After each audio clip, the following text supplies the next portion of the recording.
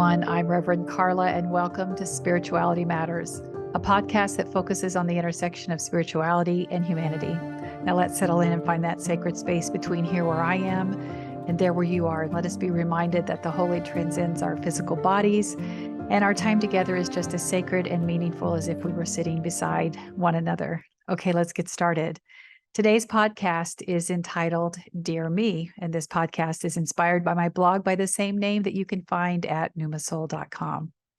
I want to pause here a minute and expand a little bit on a teaching regarding the inner child, because when I started thinking about what I wanted to talk about for the podcast, that's what came up for me, because any kind of inward contemplative practice where you're thinking about who you were or who you hope to be is talking about this innerness, this indwelling presence, this who we are because of where we've been, or who we hope to be because of where we're going or where we see our lives going. And so Dear Me is inspired by some of the practices that I've used, but also today's writing is about a song that I'll explain a little bit more in just a few minutes. But let's pause and talk about the inner self. So, the inner child. So the inner child refers to the part of our psyche that basically is the essence of our childhood self. It's this all-encompassing collection of our experiences, our memories, our feelings, our emotions, everything that we've had to the point where we can remember things. Now, for some of us, we have memories that are really, really young. And a lot of times people say that's because they could have been traumatic experiences. But I know I have memories from being in a stroller, and I can tell my mom about them. She's like, how do you remember those things? But other people can't. And it's different for different people. But when you connect our inner child with who we are today, this can be a powerful practice. And a lot of times, depending on what it is that you're working through, it's often advised that you do this work with a licensed therapist if you're dealing with, you're unpacking a lot of traumatic experiences in your life that you're still holding on to in your adulthood. But for those of us who want to use it as a spiritual practice, this is something that can bring some reflection and also some perspective on where you are now.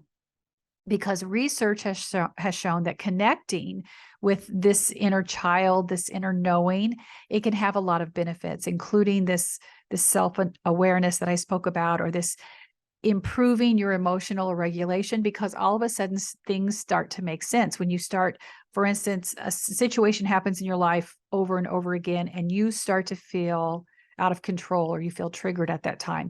Going back and understanding things that happened in your past can say, oh yeah, that's something that happened back there. That's not what's happening in front of me now. So I'm safe. I can ground myself and move on into this experience. But it's also about connecting with our innocence and the wonder and the creative of who we were, the joy in our childhood, remembering things when fantasy and mystery and magic could exist, because we hadn't been told otherwise, that we couldn't dream and have those dreams be a part of our reality. So we tap into that vitality and that inspiration that can help us navigate some of our challenges of adulthood, or remind us to just don't forget to be creative. Take a pause to paint recklessly or dance with lots of energy and emotion, whatever it is for you. But this doesn't necessarily mean that it's a literal child experience. Maybe sometimes there were things about your childhood that were inhibiting. So in other words, you did not get the opportunity to experience things as a typical child might. In a typical child, a safe experience, safe and loved experience. And going back and revisiting what your childhood could have been could invite those experiences into your now, giving you permission to maybe be more creative, to connect with your emotions in a different way. So this whole concept is, I believe it's still developing, but it's also becoming more accepting. Because for many of us, especially once again, coming from these indoctrinated beliefs where your emotions were something that were supposed to be contained and controlled, it's freeing. It can feel a little wobbly at the beginning, but it also can be freeing. And that's why I encourage to use your inner child as a spiritual contemplative practice. Now, coming soon, I will have a whole array, a library, if you will, spiritual vault, I like to call it, of some spiritual contemplative practices that you can use. And a couple of them are for the inner child. So be looking for those. They're coming soon. Now, what is a spiritual or contemplative practice? Those are just activities or techniques that are designed to promote inner peace or emotional well-being or spiritual growth. It's to help you what it often is referred to as that indwelling presence. If you don't have the words, because for many of us who are deconstructing, we're trying to find words that no longer are holding on to a theology that we reject. So finding those words that fit for you. For me, it means connecting to the holy, connecting my indwelling presence with the holy or the divine. And yes, sometimes I use the word God, but that is just for you to figure out for your journey. Now, the good thing about these spiritual and contemplative practices, where before we might have been taught that it's only through prayer, it's only through worship, it's only through the corporate style activities that were sanctioned by or that were approved by the church, meditation, breathing exercises, yoga, Tai Chi, dancing, journaling. There's so many activities, gardening, a walking meditation, chanting. Any one of these things can be a spiritual contemplative practice that moves you closer to a place of peace and grounding that connects you to your inner soul, to the divine. So there's different ways to look at it when you bring intention to it. Sure, they can be used in a social, some of those things can be used in a social setting, but they could also be something where you're creating an intention to move you closer to balance and peace and harmony and love, and to connect you, peel back some of those things that no longer serve your highest good and bring you to now, and how you unite your humanity with your spirituality.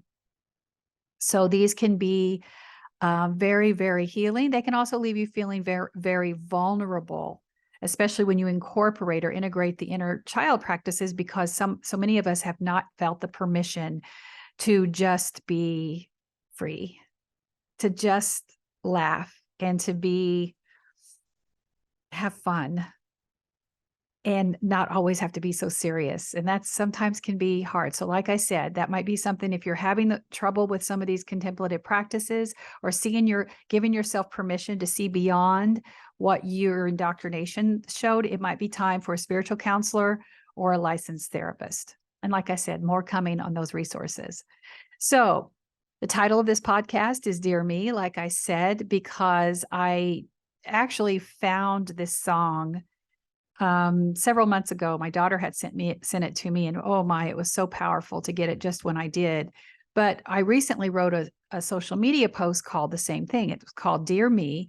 And I wrote, Dear Me, please forgive me for how horrible I treated me before I knew better. Love me.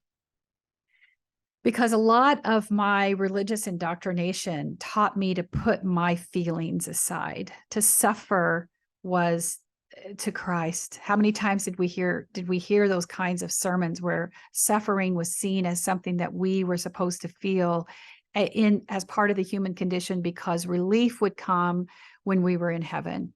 Salvation was what we were always working for. So suffering in this life was actually something that made us more saintly. And then to be able to be released from that and to find out that it is okay to love yourself, to take care of yourself, to put others in your life, your other priorities in your life other than just what your church says you should. It's okay to give them priority, to put them first. The spirituality, that putting, quote, God first, is actually looking at the balance in your life and what is meaningful for you and how will it help uphold and restore you in your life. So I was speaking a little bit of to myself, to my former self, and how much I just abused her to try to be worthy of my church leadership's acceptance, but also this sacrificial living that I thought was part of being Christ-like, which it absolutely wasn't.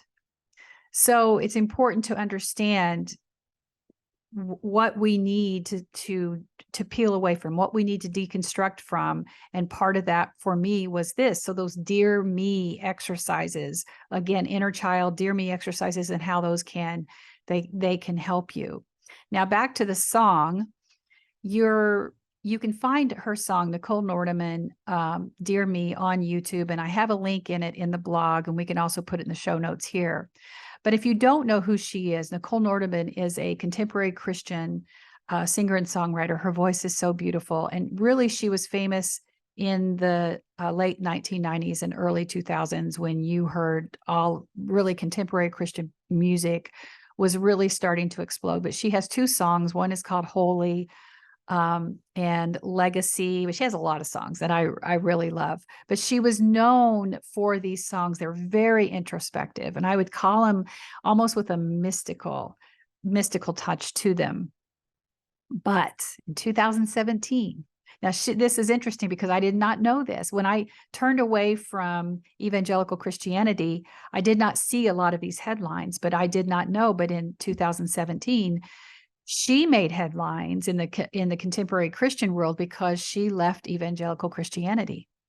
And I thought that was interesting because I saw her as different. Even I can look back and see that she lived on the fringes, even though, yes, she was part of the Dove Awards, and yes, she was certainly considered a contemporary Christian artist. Her music gave you permission to rise above some of this God, to get to God was this conduit through your church leadership. Hers gave you permission to just breathe and connect, to pause and just connect and feel the words and understand that there was an experience there that defied the boundaries and the rules set by Christian theology. And I felt that. I think that's why I was drawn to her. But she cited a lot of reasons in her blog post, but basically it was that she was sick and tired of the way women were treated, the LGBTQIA plus community was treated, the politicalization of Christianity. That was a big one. Think about 2017, what had just happened, and how narrow view and minded the Christian worldview had become. And she was tired of that. So of course, that created a lot of pushback. And in the evangelical world, you don't come back from that. We've seen that happen to the lead singer of Jars of Clay. We've seen it happen with other people who, once you've made that choice, they're going to lash out with fury. And they did that with her. Now she's still making music, and that's where Dear Me came from, because she just released that not too long ago. But she continues to make music. She continues to tour, not very often. Her website's not really active, and she's not doing anything on her Patreon. But Dear Me, this song, it's deeply personal. You can hear it in the words. It's emotional. It deals with her own struggle of self-doubt and self-criticism. And in an interview, she said that this song, now this is so beautiful. In an interview, she said this song is an attempt to offer comfort and support to her younger self, who struggled with feelings of inadequacy and self-judgment. So many of us were. So many of us indoctrinated into that evangelical Christianity. Part of what that faith continued to do was to peck holes into that self-worth. It was almost as if it required you to stay in that place, because that from that place of vulnerability and brokenness, the church convinced you that only they could fix it. When in reality, the pipeline to a human to the divine is straight. But there was always an implication inside the evangelical church that in order for you to be counted as among the faithful, that conduit became the self, the church, and then God. So it served the leadership for you to constantly feel inadequate, constantly looking for that affirmation. And they did their part to make sure that they selectively gave it. And it sounds like her experience was very close to so many of us as myself. So she said, she goes on to say, I wrote it for myself as a teenager, looking back and saying, if I could go back and talk to that girl and be the voice of hope and love in her life, what would I say? So it certainly is it's a love letter of acceptance and encouragement. And so many of you will hear that as well. I think you'll understand why it's like an anthem of hope and healing. So again, I was a huge fan. I would go see her. This was at a time where I'd go see her, Hillsong, Newsboys, Third Day, 10th Avenue North, Jason Gray, Mercy Me, Jars of Clay before they got kicked out of the Evangelical Christian Club. And like I said, there was something about hers. It was more than just being evangelical. It was more mystical. She has a song that's called Legacy, and the words go, I want to leave a legacy. How will they remember me? Did I choose to love? And did I point to you enough to make a mark on things? I want to leave an offering, a child of mercy and grace who blessed your name unapologetically, and leave that kind of legacy. How beautiful is that? Probably my favorite song of hers is River God, which people oftentimes don't talk about, but you want to use a song even now that you could go into a contemplative practice, find Nichole Nordeman's River God. Here are some of the words. Rolling river God, little stones are smooth, only once the water passes through.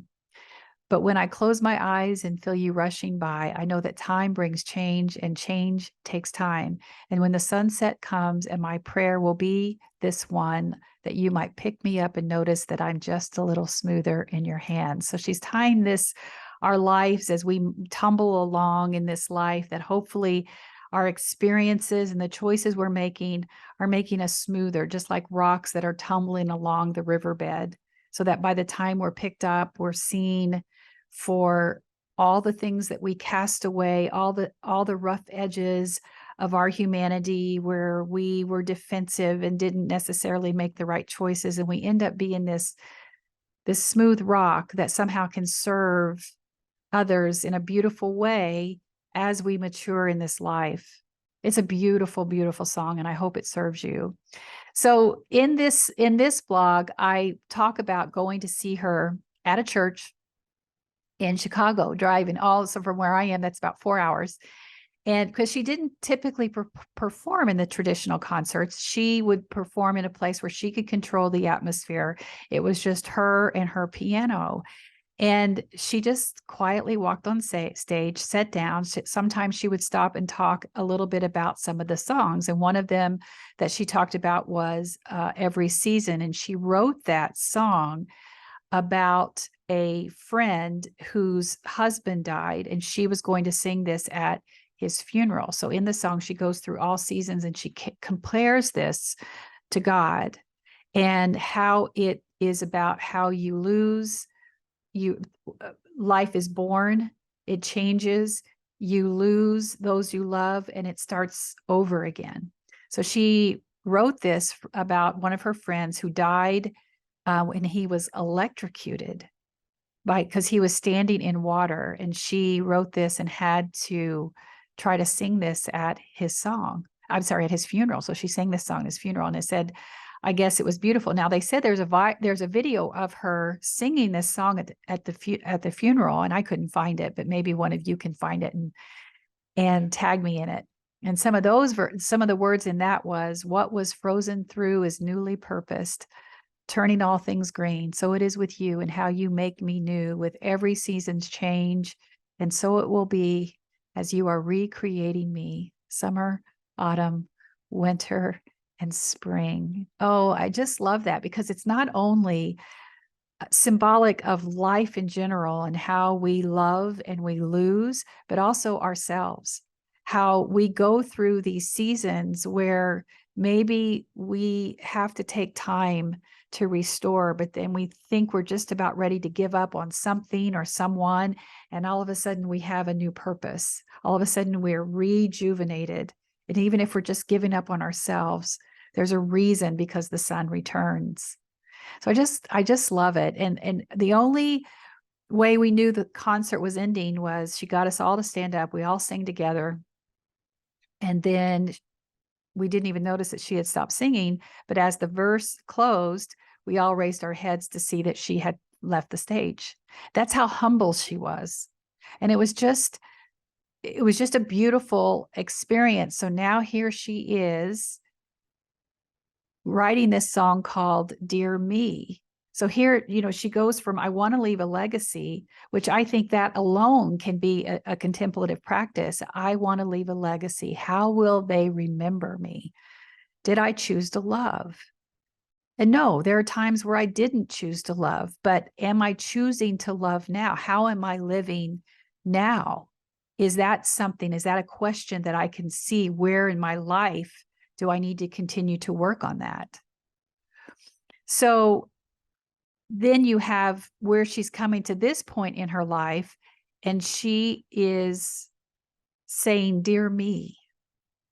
So she writes this song while she's entrenched in evangelical Christianity that says, I want to leave this legacy. I almost feel like I talk about these spiritual breadcrumbs that we often have in our lives that point us to our deconstructing.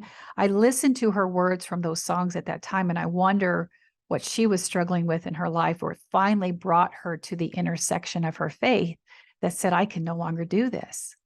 I can find my connection to the God that I believe in without having to hold on to this toxic theology.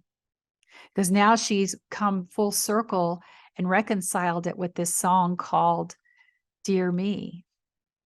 How beautiful this is. So she held on to the tenets of her Christian faith, just like Beth Moore did. And if you don't know who Beth Moore is, you can know she's been beat up by the Southern Baptist Convention for a long time because she's a preacher by heart, and they don't allow women preachers. So she finally left the evangelical faith as well because of the attacks towards her, but also the way they embrace Christian nationalism and white supremacy.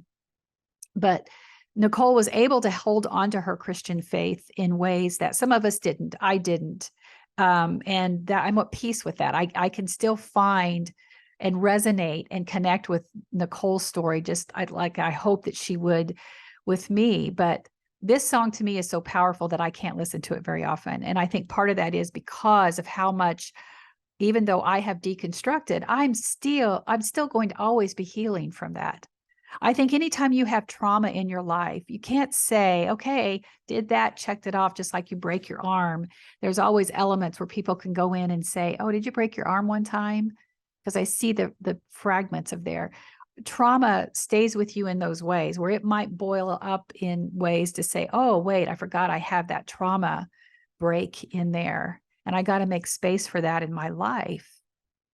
So that's why I think sometimes I have to be in the right space to listen to songs that are helping me on my deconstructing journey. I can listen to other music just fine, but this song, I got to be in the right space to listen to it. But recently, the reason why this came up for me and I knew I was going to write about it is because one of my mentors that I had really helped me during my early years of deconstructing, where I'm like, I don't know what I'm doing. I don't know where I'm going. All I know is I cannot go back to church. I returned to her recently because writing this book has brought up some elements of my own vulnerability. I realized to write this book from a place of authenticity, I've got to show up completely vulnerable all the time. There's no place where I can fake this. And that really left me feeling wobbly. So I returned to my mentor, and she encouraged me to sit with my younger self, to go back to that inner child practice. And I hadn't done it in a while. And she said, so when I'm feeling threatened or sad, go back and talk to her, because why did she decide? Why is she showing up right now? Why is she needing this space? And ensure her that you're going to be okay. So talk to her and invite her to go out 10 years from now and look at where you've gone. And I remember that's exactly what she had me do when I started down my deconstructing path, because she'd ask me, where do you see yourself going? I said, I don't see the path. She said, well, it's going to become clear. So let's pretend and let's go out there. And she would encourage me by saying, you're going to walk this path, and then you're going to turn back and wave at people and say, hey, come this way. I did this, come this way. I'm like, what are you talking about? I can't even see the path. And now, of course, I get it. And that has become some of my deep spiritual work. But probably without her knowledge and her insight and her objectivity, I probably wouldn't have intuitively just turned to inner child practice, because it felt too vulnerable to go there, to say, I don't, because I wanted to protect whatever this was that I was doing. So I didn't even see that as an option until she reminded me to visit my former self, because there were some answers waiting for me. So for me, because back then I thought I had the right to gatekeep Jesus. I thought I had all the answers. And here, writing this book, I don't. I can only tell my story. And from my story, can that hopefully help inspire you and on your story? Because it takes courage to do what Nichole Nordeman did, and then to come in and tell her story through this song. And I know it took courage to do what I did, to turn away from my family's religious heritage, from my only religious identity, and then to stand here and tell my story and to help you deconstruct. And that comes from a place of courage, but it comes from a place of vulnerability. And so I applaud Nichole for offering her story through this song. And I hope that the work that I do helps you in some small way, just like I hope this book will as well, because it's coming from a place of authenticity, pure authenticity. And authenticity will always come up with vulnerability, because you're going to show yourself in ways that you might not have ever shown the world. So inner child practices and Dear Me journaling or stories is a good way to do that. Now, I don't know if I'll ever get the chance to meet Nichole, to tell her what kind of healing balm she offered me when we were both evangelical Christians, and how her words have helped me now that we're both out of it. But I want her to hear this, and I hope you hear this as well. We all did the best we could at the time when we were evangelical Christians, and where we are now, we are all just doing the best we could then and the best we can now. Because back then, we thought it was good enough until it wasn't. Until all of a sudden, it not only wasn't good enough, it didn't feel right anymore. And not only did it not feel right anymore, it stopped to feel holy. And that's when it was time. I knew the last time I was walking out those church doors, I would never go back. Now, I lack the eloquent prose of Nichole Nordeman in her song, and I hope you go listen to it right after this podcast. But at the end of the blog, I wrote, "Dear me, I'm glad we made it out. I'm glad you trusted me to get us here. We still have work to do, but thank God we aren't where we once were. Continue to trust me, okay? I love you." And blessed be. Okay, thank you for listening, beloved. You can watch the uncut version of today's episode on my YouTube channel, Spirituality Matters with Rev Karla. You can also connect with me on Facebook, Instagram, and TikTok, of course, and on my website at revkarla.com. And I'm honored to be in this space with you. Now, beloveds, go in peace and be at peace. Go in love and may you be loved. Go and know that others are on this journey with you and you are not alone. You are seen and deeply and unconditionally loved just the way you are. Blessings on your week. I'll see you soon. Bye for now.